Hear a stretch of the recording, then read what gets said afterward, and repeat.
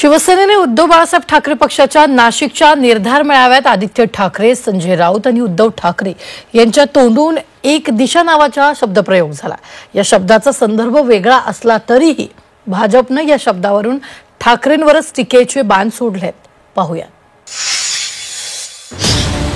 एक जाणवायला लागलं की संपूर्ण महाराष्ट्रामध्ये प्रत्येक जिल्ह्यामध्ये असं शिबिर कमीत कमी विभागामध्ये तरी होणं गरजेचं आहे, कारण आता आपल्या दिशा ठरवायची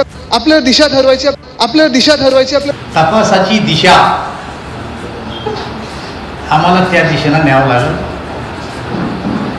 की खरंच वातावरण खराब झालं का दिशा ठरवू आम्ही।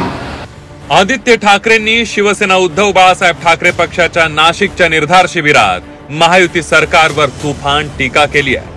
टीका करताना त्यांनी महिला अत्याचाराचा विषय काढला। सरकार कुचकामी असं सांगताना त्यांनी विरोधक म्हणून आपल्याला दिशा ठरवावी लागेल असंही सांगितलं। तुम्ही मला सांगा, पहिल्या 100 दिवसात काय काय घडलं? एक तरी योजना चांगली आली आहे का कोणासाठी?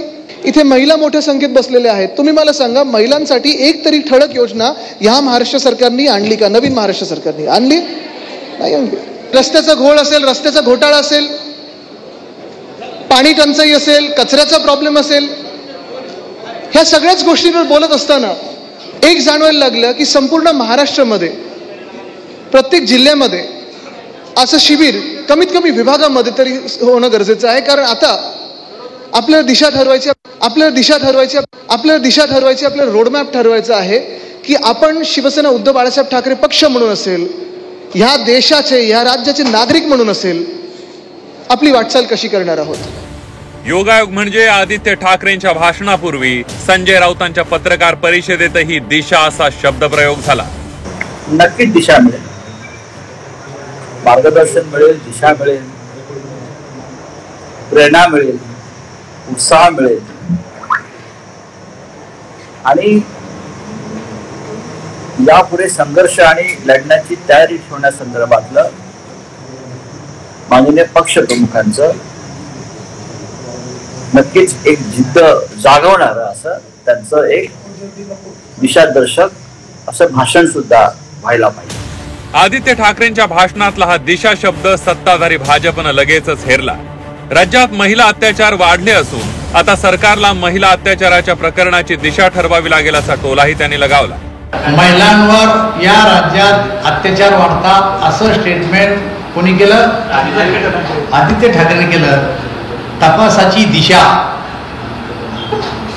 आम्हाला त्या दिशेने न्यावं लागेल की खरंच वातावरण खराब झालं का दिशा ठरवू आम्ही। त्याच्या पुढचं नाव मी सांगत नाही। राजकीय पक्षाचे नेते काय बोलतात, त्यांच्या भाषणात कोणते शब्द येतात यावर त्यांच्या विरोधकांचं लक्ष होतं।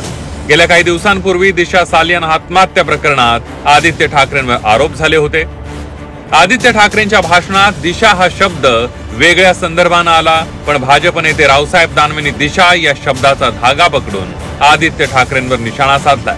पुढच्या काळात आदित्य ठाकरेंना नाही म्हटलं तरी या प्रकरणावरून आरोपांचा सामना करावा लागणार असे स्पष्ट संकेत मिळू लागले। योगेश खरे, झी 24 तास, नाशिक।